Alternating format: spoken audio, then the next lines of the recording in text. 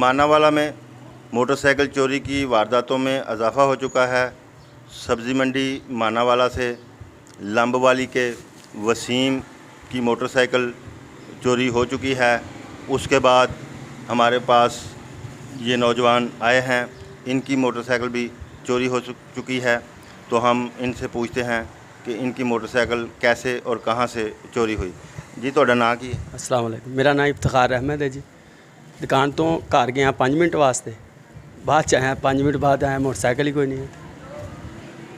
ਤੁਸੀਂ ਘਰ ਦੇ ਬਾਹਰ ਖੜੀ ਕੀਤੀ, 5 ਮਿੰਟ ਤੋਂ ਬਾਅਦ ਆ ਕੇ ਦੇਖਿਆ ਕਿ ਮੋਟਰਸਾਈਕਲ ਗਾਇਬ ਹੈ।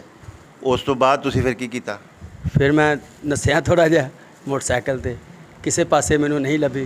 फिर मैं जाके थाने कंप्लेन लगाई, कंप्लेन लिखा के फिर मैं तुहाडे कोल आ गया।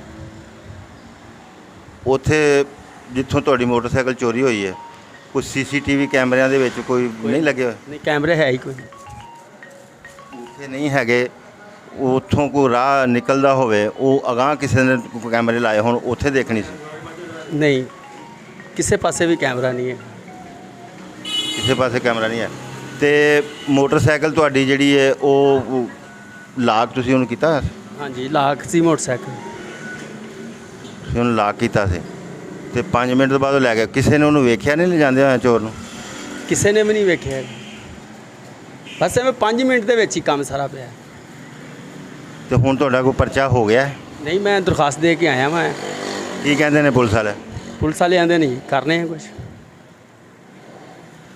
ਤੇ ਹੁਣ ਤੁਸੀਂ ਕੀ ਅਪੀਲ ਕਰਨਾ ਚਾਹੁੰਦੇ ਹੋ? ਕੋਈ मैं अपील यही करना चाहना वा SHO साहब अगे कि मेरी ये जी है ना दरखास्त इत्ते तवज्जो की जाए, यदि एप्लीकेशन लिखी जाए तो मोटरसाइकिल मैनू मेहरबानी है लब दें।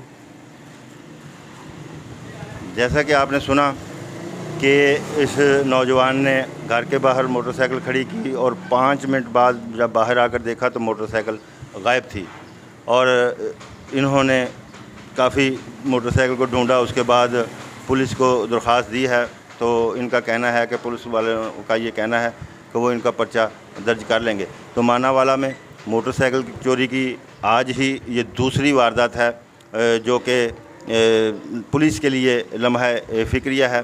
पुलिस को मोटरसाइकिल चोरी की वारदातें करने वालों का सुराग ज़रूर लगाना चाहिए और इन 2 मोटरसाइकिलों के मुकदमात भी दर्ज करने चाहिए। तो नाज़रीन देखते रहें, क्योंकि कोई देखे ना देखे खलील तो देखेगा। इसी के साथ ही अपने मेज़बान खलील अहमद सज्जाद को इजाज़त दीजिए। अल्लाह निगहबान।